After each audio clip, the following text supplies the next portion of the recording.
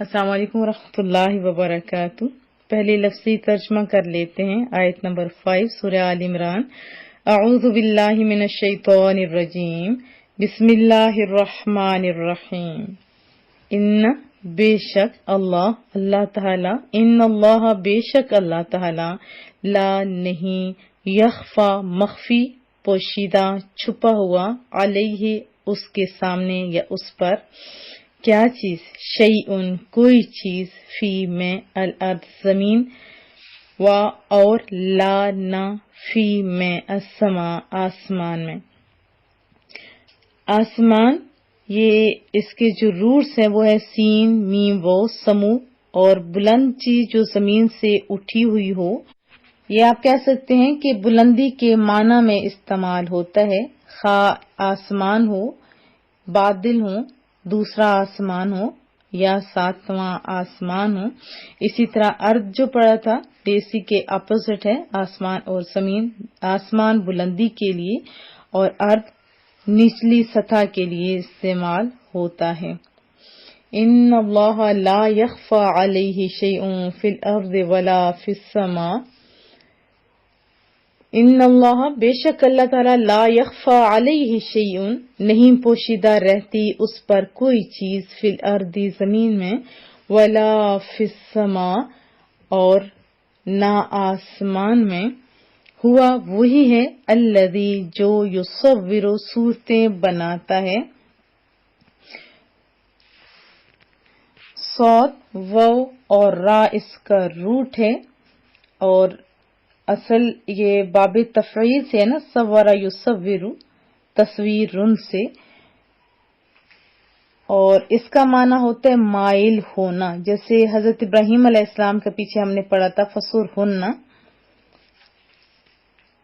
تصویر یعنی انسان کی جو صورت ہے، جیسے عربی میں سورہ کہتے ہیں تصویر کو، انسان کی جو صورت ہے یہ بہت اٹریکٹیو ہوتی ہے، بہت ہی پیاری ہوتی ہے۔ اب دیکھیں کوئی بھی چیز آپ کے سامنے کلپس آیا، کتنا ہی اچھا لکھا ہو لیکن فوراً اس کی طرف مائل نہیں ہوتا، جب اس کے اوپر تصویر ہوتی ہے فوراً لوگ مائل ہوتے ہیں۔ اسی طرح تمام چیزیں جتنی بھی زمین و آسمان کی ساری بہت پیاری ہیں، لیکن سب سے زیادہ اٹریکٹ کرنے والی چیز وہ انسان کی صورت ہے۔ یصور صورتیں بناتا ہے کس کی، کم تمہاری، فی میں، ارحام رحموں میں، کیفا جیسے، یشاء چاہتا ہے، لا نہیں، الہ کوئی معبود، الا مگر، ہوا وہ، العزیز غالب ہے، اور حکیم حکمت والا ہے۔ هو الذی یصورکم وہی ہے جو تمہاری تصویریں بناتا ہے، فی الارحام رحم میں، رحم کی جمع ارحام، کیف یشاء جس طرح چاہتا ہے، لا الہ الا ہو کوئی معبود نہیں بغیر اس کے، هو العزیز الحکیم عزیز کا روٹ بھی عین زازا ہے، عزیز غالب، حکیم حکمت والا ہے۔ تفسیر جان لیتے ہیں۔ دیکھیں اللہ تعالیٰ تمام کلیات اور جزیات اور ہر بڑی اور ہر چھوٹی چیز کو جاننے والے، یہ آپ بھی جانتے میں بھی جانتی ہوں، لیکن کریم رب نے اس آیت کریمہ میں آسمان اور زمین کا ذکر فرمایا، حالانکہ اس سے کوئی چیز مخفی نہیں ہے اور وہ ہر چیز کا جاننے والا ہے۔ اب زمین اور آسمان کا تذکرہ کیوں کیا؟ اس کی وجہ یہ ہے کہ جن چیزوں کا ہم مشاہدہ کرتے ہیں، دیکھتے ہیں اپنی آنکھوں سے، ان میں سب سے بڑی چیز کیا ہمیں لگتی ہے؟ آسمان نا، بغیر پلرز کے اتنا بلندی پہ ہے، اور پھر زمین، اس کے نیچے پانی ہے لیکن اس کے اوپر بلند عمارات کھڑی ہیں۔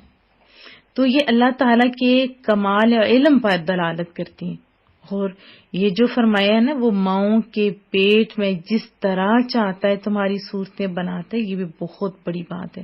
تو یہ آیت رب کریم کی کمال قدرت پر دلالت کرتی ہے، اور کمال علم اور کامل قدرت پر ہی الوہیت کا مدار ہے، کیونکہ مخلوق کو پیدا کرنا، اس کو قائم رکھنا، ان کی ضروریات اور ان کی بہتری کی چیزوں کو فراہم کرنا، ان کے اعمال کا محاسبہ کرنا اور اس کے مطابق ان کے جزا اور سزا دینا، یہ تمام امور وہی انجام دے سکتے جس کا علم ہر شے پر محیط ہوتا ہے، ایسا ہی ہے نا؟ اور وہ یعنی اس کو ہر چیز پر قدرت بھی ہے۔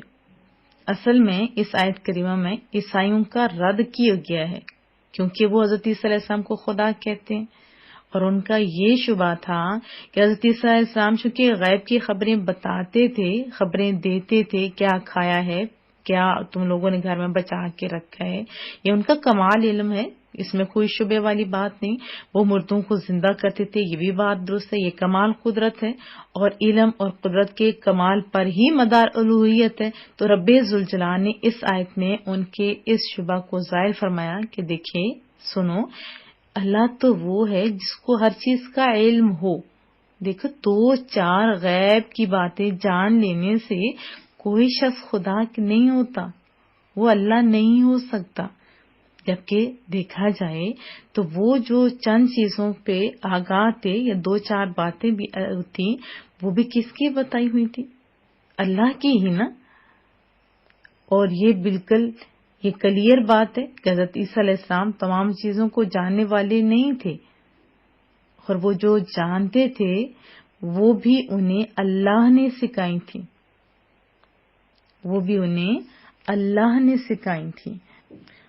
اور پھر یہ بتایا کہ حضرت عیسیٰ علیہ السلام دیکھو، اپنی ماں کے پیٹ میں ان کی صورت بنائی گئی تھی، اور جس طرح چاہا کریم رب نے ان کی صورت بنائی، اس عمل میں ان کا تو کوئی اختیار نہیں تھا نا، پھر وہ کیسے اللہ ہو سکتے ہیں؟ اللہ تعالیٰ نے تو علم اور قدرت کے بیان کے بعد بڑا سونا فرمایا کہ اس کے سوا کوئی عبادت کا مستحق نہیں۔ پہلے دلیل بیان کی، پھر دعویٰ کا ذکر فرمایا، پھر فرمایا دیکھو وہ عزیز ہے، وہ حکیم ہے، اور حکمت کا معنی ہر چیز کو اس کی مناسب جگہ پر رکھنا، یہ اس کے علم محیط کا تقاضا ہے، اور عزیز کا معنی غالب ہے، اور یہ اس کی قدرت کا تقاضا ہے۔ اب انسان کی پیدائش اگر آپ دیکھیں تو اندھیرے میں مالک بناتا ہے، اندھیرے کے اندر وہ جیسے چاہتے صورت بنا دیتے، اور کہاں اور کس الٹے برتن میں، وہ کیسا مہربان ہے، وہ کیسے انسان کی حفاظت کرنے والے، اور ایک ایک چیز بناتا ہے اندھیرے کے اندر جیسے چاہتے۔ پھر زمین کا، آسمان کا یہ اتنے خوبصورت دلائل دیے، اور پھر سمجھایا کہ دیکھو اس کو بنانے والا کون ہے؟ اللہ۔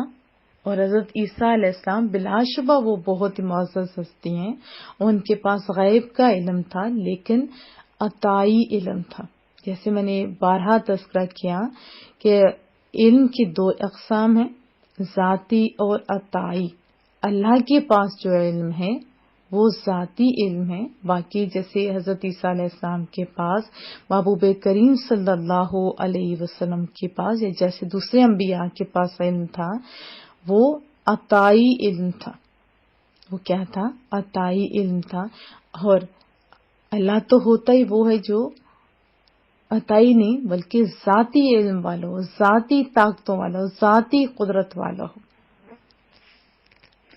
اور اللہ کی تخلیق پر جیسے آسمان کا تذکرہ کیا، دیکھیں تو اللہ پہ بڑا پیار آتا ہے، واہ میرے مولا کریمہ، تو نے اتنا سونا آسمان بنایا، نہ کوئی کلر میں تبدیلی، بڑی نسلوں سے یہی چلتا آ رہا ہے، وہی کلر، وہی خوبصورتی، وہی دن رات، وہی سب کچھ، اور بغیر پلر کے، بغیر سہارے کے کہیں بھی آپ کو نظر نہیں آئے گا کہ پلرز بنے ہوئے ہیں، کوئی دیواریں بنی ہیں اس کے اوپر کھڑے ہیں۔ اسی طرح زمین کے اوپر بھی آپ دیکھیں، ہم لوگ اوپر چل رہے ہیں نا، بلند عمارات بھی ہیں، لیکن اس کے نیچے سارے کا سارا پانی ہے۔ یہ بہت خوبصورت اللہ تعالیٰ نے یہ چیزیں بتائیں، باقی تو ہر چیز میرے مالک کی بہت پیاری ہے۔ اور انسان اتنا پیارا بنایا کہ ہر رنگ، ہر چیز، مانا سب بہت پیاری ہے، لیکن انسان کا رنگ کیسا ہی کیوں نہ ہو، بلا کا حسن دیا، اور کہاں دیا؟ اندھیرے میں۔ وہ سونا رب وہی ہے، غالب ہے، وہ حکیم ہے، وہ ماں کے پیٹ میں رکھ کے بھی زبان کی حفاظت کرتا ہے.